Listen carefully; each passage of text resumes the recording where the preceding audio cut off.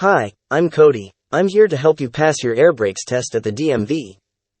This video touches on all the items in Section 5, Air Brakes, of the Wisconsin DMV manual that may end up being the answers to questions on the test. Only the key points are discussed in this video.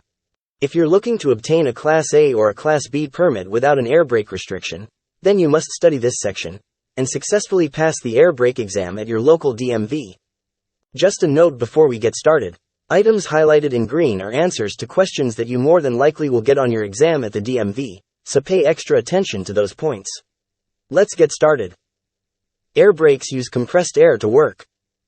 Air brakes use three different systems to work properly. The service brake system applies and releases when the driver presses on the brake. The parking brake system applies and releases the parking brake when the driver uses the parking brake controls. And the emergency brake system uses parts of the service and parking brake systems to stop the vehicle if the brakes fail. Some parts of an air brake system. Air compressor pumps air into the storage tanks.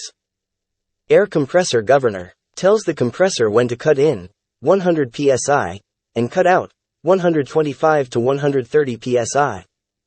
Air storage tanks, 2 to 3 per truck, holds the compressed air that the compressor builds up. Air tank drains, manual or automatic, drains excess moisture and oil from the storage tanks. Make sure to drain your tanks daily.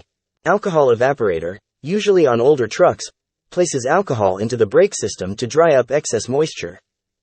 Fill the alcohol tank daily with alcohol. Safety relief valve opens at 150 psi to relieve pressure in air tanks. If this didn't happen, the tank could explode when pressure gets too high.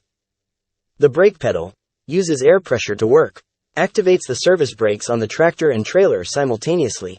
Foundation brakes. They are used at each wheel. The most common type is the S-cam drum brake. Some parts of the S-cam drum brake are the brake chamber, push rod, slack adjuster, S-cam shaft, S-cam, so called because it looks like a backwards S. The S-cam rollers, brake shoes, brake drums, and the return springs. Some other types of brakes are wedge brakes and disc brakes. The air dryer, 1 to 2 per truck, dries the air to take out excess moisture. Supply pressure gauges tells driver how much pressure is in the air tanks. This gauge is also mandatory on all vehicles with air brakes. Application pressure gauge tells the driver how much air pressure is being used to apply the brakes. Note: this gauge is not on all vehicles. Low air pressure warning warns the driver when pressure is dangerously low. Must come on by 60 psi. This gauge is also mandatory on all vehicles with air brakes. Note: pressing on off the pedal unnecessarily causes pressure to be lost faster than the compressor can build it. The stop light switch. It's an electric switch which works by using air pressure. It puts on the brake lights when the pedal is pressed. The front brake limiting valve.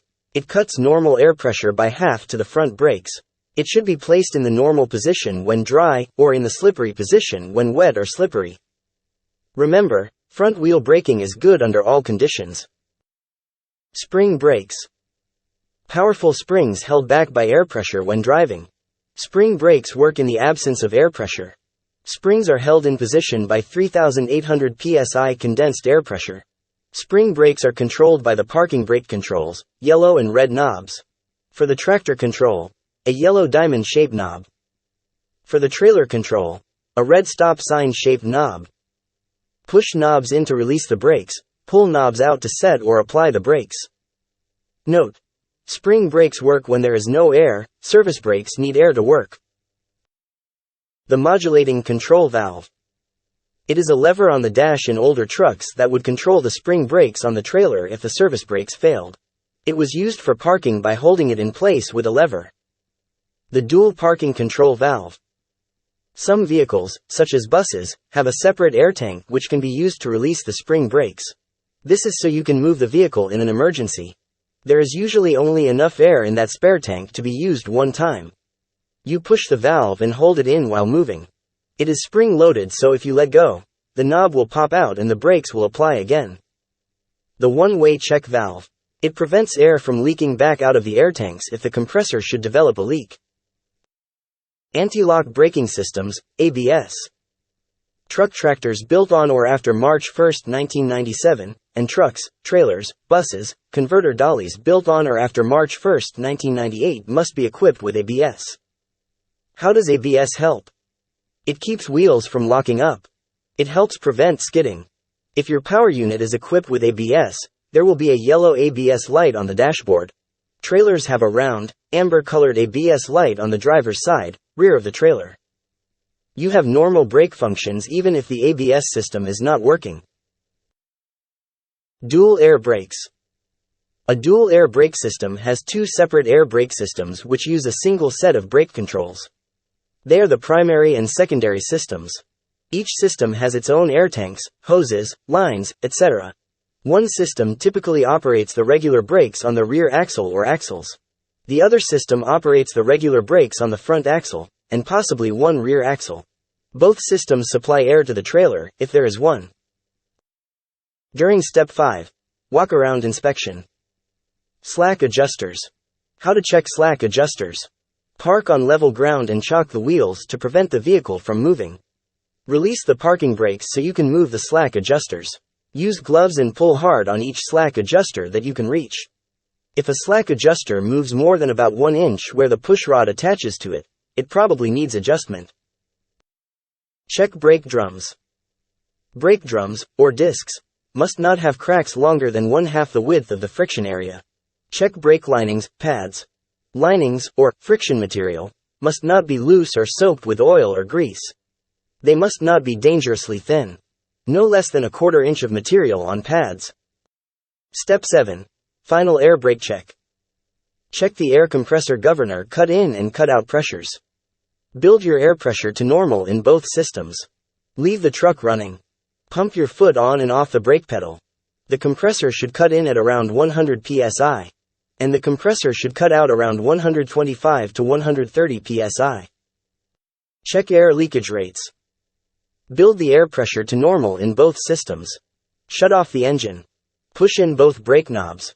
Turn the starter switch to the electrical mode position. For a straight truck or bus, with the engine off, and your foot off the brake pedal, you shouldn't lose more than 2 psi in 1 minute. This is called the static test. And with your foot on the brake, you shouldn't lose more than 3 psi in 1 minute. This is called the applied test. For a combination vehicle, with the engine off, foot off the brake, you shouldn't lose more than 3 psi in 1 minute, the static test. And with your foot on the brake, you shouldn't lose more than 4 psi in 1 minute, the applied test. Test low pressure warning signal. Build air pressure to the normal range, 100 to 125 psi. Shut off the engine, place the starter switch in electric mode. Release both brakes. Press on and off the brake pedal, the alarm should come on by 60 psi. Note: the alarm needs power to work, so make sure that the starter switch is in the electric mode when performing this test. Check that spring brakes come on automatically. Continue to press on and off the brake pedal, and both knobs should pop out between 20 and 45 psi, causing the spring brakes to come on. Note: it is typical for the red knob to pop out from 20 to 45 psi, and the yellow knob to pop out from 20 to 30 psi. Check the rate of air pressure buildup. Start your truck. As air pressure rises on each tank, keep watch. Once the air pressure reaches 85 psi, begin to count or time the rate of air pressure buildup. Pressure should rise from 85 psi to 100 psi in 45 seconds or less. Note: if pressure takes longer than 45 seconds to go from 85 to 100 psi, have the system checked by a qualified mechanic. Test the parking brake. Build air pressure to the normal range, 100 to 125 psi. Set or apply the parking brake you are testing. Place the vehicle in low gear, first, and softly apply the gas. The vehicle should not move. Note: for combination vehicle, you would perform this test for each parking brake, the tractor and the trailer separately. Test service brakes. Build the air pressure to the normal range, 100 to 125 psi. Release both parking brakes. Place the vehicle in low gear, first, and softly apply the gas, moving forward at about 5 miles per hour. Press on the brake pedal normally. Vehicle should stop straight, and there should be no movement in the steering wheel to the left or right. Note: for combination vehicle, You would perform this test for each parking brake, the tractor and the trailer separately. Some tips to help remember leakage rates. For a straight truck or a bus, 2 for the static test and 3 for the applied test. Michael Jordan's jersey number, 23. For a combination vehicle, 3 for the static test and 4 for the applied test. Walter Payton's jersey number, 34. The static test, brakes off, is always the lower number. The applied test, brakes on, is always the higher number. Stopping distance. 4 things add up to total stopping distance. Perception distance, 142 feet. Reaction distance, 61 feet. Brake lag, 32 feet. Brake lag adds an additional 32 feet to your stopping distance. This will be a question on your test at the DMV.